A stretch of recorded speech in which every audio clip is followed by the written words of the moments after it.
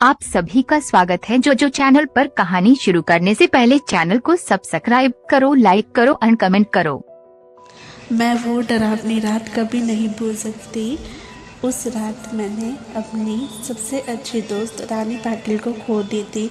रानी और मैं बचपन से एक दूसरे के साथ थे। रानी मेरी दोस्त कम और बहन ज़्यादा थी। हम 10वीं क्लास के बाद हम दोनों ने मुंबई के कॉलेज में एडमिशन लिए। हमारा मुंबई शहर अनजान था, पर कुछ ही दिनों में हम उस शहर का चप्पा चप्पा जान गए थे। क्योंकि रानी और मैं पूरे दिन शहर में स्कूटी से घूमा करते थे, हम दोनों रोज़ रोज़ उस शहर में घूमकर बोर हो चुके थे। इसीलिए एक रात हमने लॉन्ग ड्राइव पे जाने का फ़ैसला किए। हमने शहर के जंगल में जाने का प्लान बनाए थे।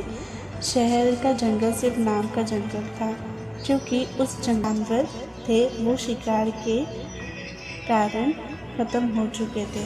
मौसम भी अच्छा था, इसीलिए मैं रानी के साथ शहर के जंगल में जाने के लिए राज़ी हो गई। रात के 11 बजे हम शहर के जंगल में पहुंच गए।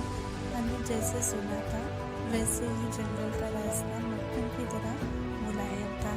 सच्ची में बहुत मज़ा आ रहा था, पर मुझे इस बात की हैरानी हो रही थी कि हम जंगल के इतने अंदर पहुंच गए थे, पर तभी भी हम रास्ते में एक भी गाड़ी दिखाई नहीं दे रही थी। जंगल का पूरा रास्ता सुनसान पड़ा हुआ था।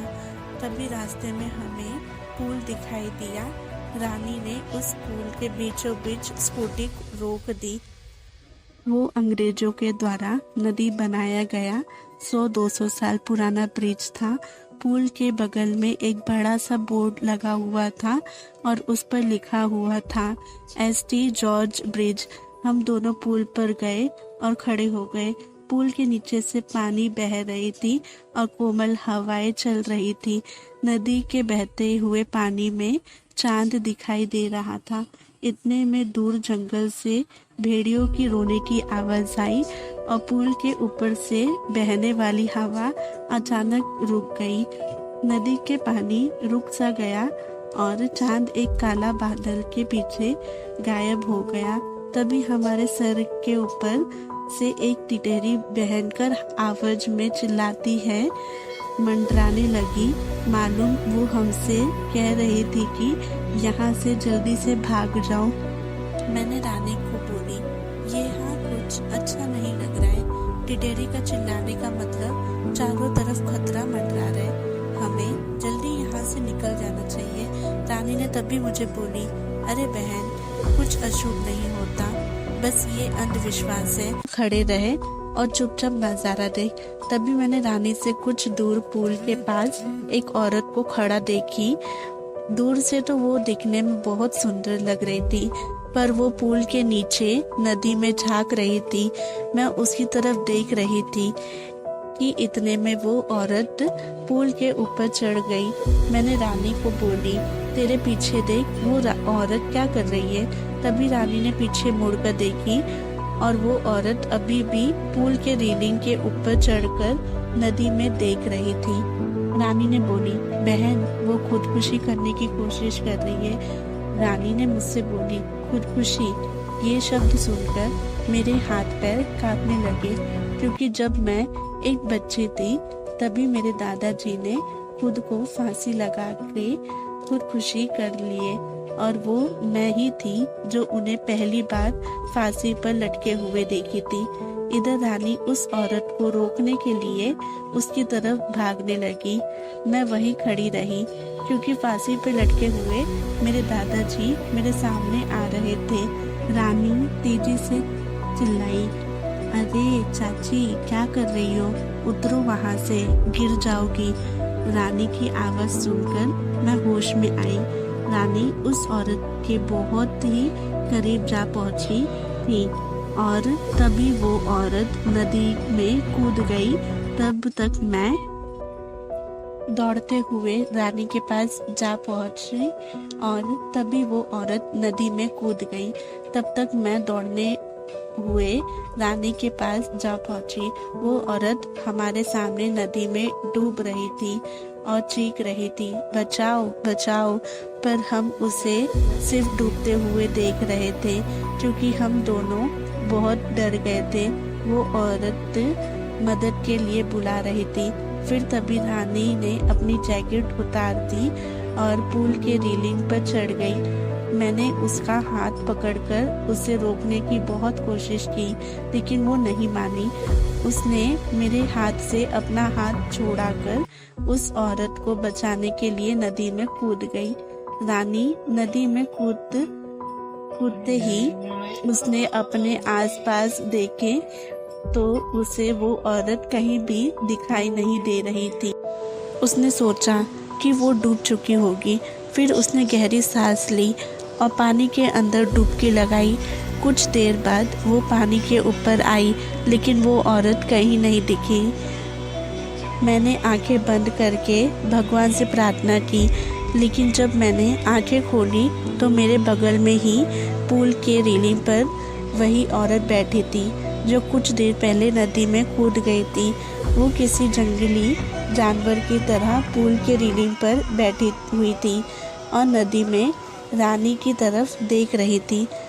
मैं मन ही मन सोच रही थी कि तभी मुझे लगा ये औरत नहीं बल्कि एक चुड़ैल है, और मैं डर के मारे कांपने लगी और ज़ोर से चिल्लाई, रानी।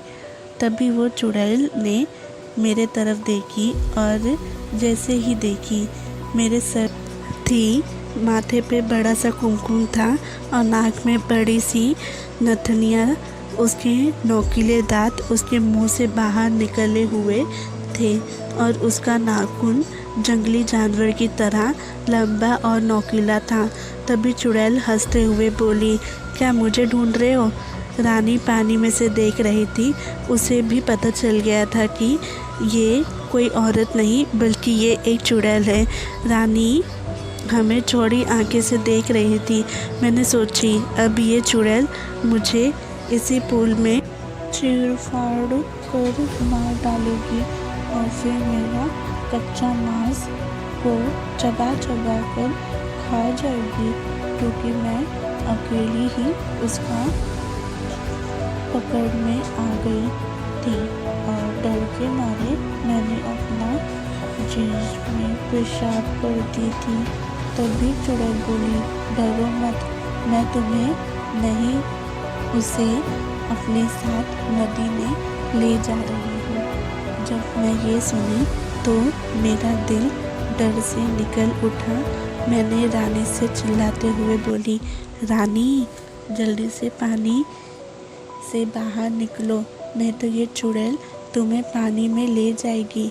रानी पूरी तरह से डर गई थी। उसका हाथ पूरा सुन्न हो गया था। उसे एहसास हो गया था कि वो नदी से बाहर नहीं निकल पाएगी, क्योंकि वो नदी के बीचों बीच थी। चुड़ैल मेरे तरफ देखकर मुस्कुराते और फिर नदी में छलांग लगा दी। रानी आखिरी बार चिल्लाई और चुड़ैल उसे पानी में अपने साथ ले गई। कुछ देर तक पानी में से बुलबुले निकलते रहे, पर कुछ देर बाद वो भी बंद हो गए। मैं आंखें फाड़ फाड़ कर नदी में देख रही थी और रानी को बोल रही थी। इतने में नदी के पानी में खून दिखाई दिया। मैं आंखों से आंसू आ गए और मैं समझ गई कि उसे चुड़ैल ने रानी को। मैं वो सदमा बर्दाश्त नहीं कर सकी। मेरी आंखों के सामने अचानक अंधेरा छा गया और मैं उसी जगह पर बेहोश हो गई। जब मुझे होश आया तब सुबह हो चुकी थी। मैं 4-5 लोगों के बीच में थी। पुल पे काफ़ी सारे लोगों की भीड़ जमी हुई थी। लोग पुल के नीचे देखकर खड़े थे और भागकर पुल के पास गए और देखे पानी में नदी के किनारे रानी की लाश तैर रही थी। उसे चुड़ैल ने रानी के सीने से दिल निकाल लिए थे। मेरी सबसे अच्छी दोस्त मुझे छोड़कर चली गई। उस दिन मुझे शहर के लोगों से पता चला कि उस नदी में 100 साल पहले से किसी चुड़ैल का वास है। हुआ ये था कि अंग्रेज़ों के जमाने में एक अंग्रेज अफसर ने सुंदरा नाम की एक औरत का बलात्कार किया था। ये बात आसपास के हर शहर में फैल गई थी। इसी कारण सुंदरा से शहर की कोई भी औरत बात नहीं करती थी, क्योंकि सब लोग कहते थे कि उसकी पवित्रता नष्ट हो चुकी है। शहर के लोग उसे ताना मारते थे। कुछ दिन बाद सुंदरा के पति ने भी उसे छोड़ दिया था। तब सुंदरा अपने घर चली गई। शहर ही उसका मायका था, लेकिन वहाँ भी उसको बहुत सारी बेइज्जती झेलनी पड़ी। वो हर दिन लोगों के ताने सुनकर तंग आ गई थी। इसीलिए एक दिन पूर्णमासी की रात सुंदरा ने शहर के एसटी जॉर्ज ब्रिज में नदी में कूदकर खुशी कर ली। मरने के बाद वो चुड़ैल बन गई और पूर्णमासी की रात सुंदरा उस ब्रिज पर आती है और वो लोगों को इसी तरह कपट से अपना शिकार बनाती है। शहर के कुछ बुजुर्ग लोग ये भी कहते हैं कि 100 इंसान का दिल खाने के बाद वो चुड़ैल फिर से एक सुंदर औरत बनने वाली है। इसीलिए वो सिर्फ इंसान को अपना शिकार बनाती थी और उनका दिल कच्चा चबा जाती थी। रानी के मरने के बाद शहर के एसटी जॉर्ज ब्रिज पर कभी भी वो चुड़ैल दिखी नहीं। इसीलिए शहर के लोग कहते हैं कि मेरी दोस्त रानी उस चुड़ैल का आखिरी शिकार और सुंदर औरत बन गई और अभी वो किसी आदमी के साथ सामान्य जीवन जी रही है। तो दोस्तों, कहानी पसंद आए तो वीडियो को लाइक करो, कमेंट करो। तब तक के लिए बाय एंड टेक